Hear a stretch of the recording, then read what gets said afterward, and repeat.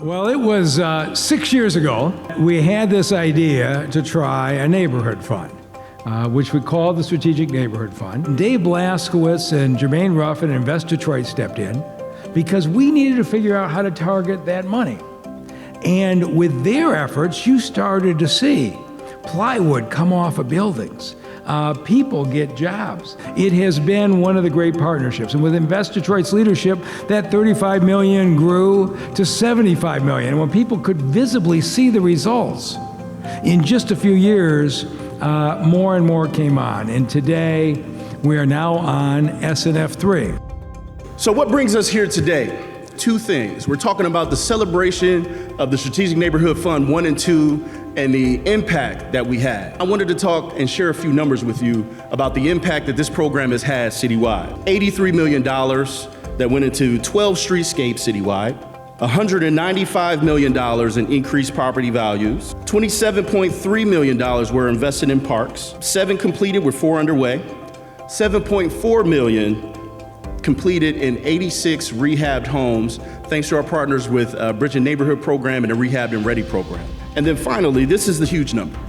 We have, through the Strategic Neighborhood Fund, what we raised in 1 and 2, we have leveraged a combined $262 million worth of investment for Detroit neighborhoods.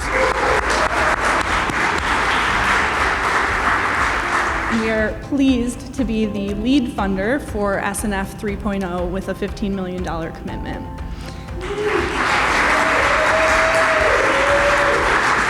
The Wilson Foundation is proud to contribute an additional $5 million towards continuing the momentum of the Strategic Neighborhood Fund. Is that great cities build on areas of strength.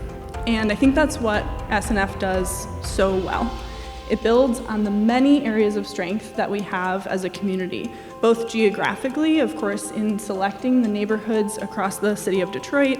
We're building on areas of strength, we're building on strong commercial corridors, but also just in terms of the community that we're investing in, because Detroit has one of the strongest community vibes and connections that I've seen in my travels.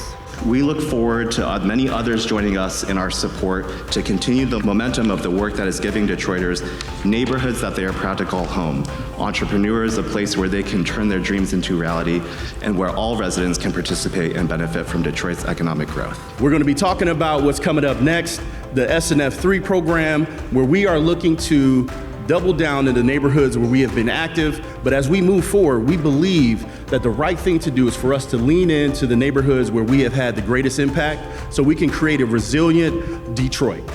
One of the things I want to emphasize is the fact that the power of this program is really built in the community. And it's the community that has built these plans. It is the community that is directing our investments to advance their own communities. I mean, it has been an amazing help to be able to get the additional funding, because being a first-time developer, I did have some capital gaps. And if it wasn't for the SNF fund, I was not be able to complete it. We're closing on a $4.5 million mixed-use renovation, but the building's only worth $1.3 million, right? Development's governed by a very simple economic equation, and when the math ain't mathing, you need subsidy. So SNF, in terms of subsidy, partnership, community engagement capital, was really vital that we were able to kind of see some predictability in a very small-scale kind of neighborhood way, where most neighborhoods across the city just don't have that visibility. I concur with what Brandon said. My building is appraised at $3.5 million.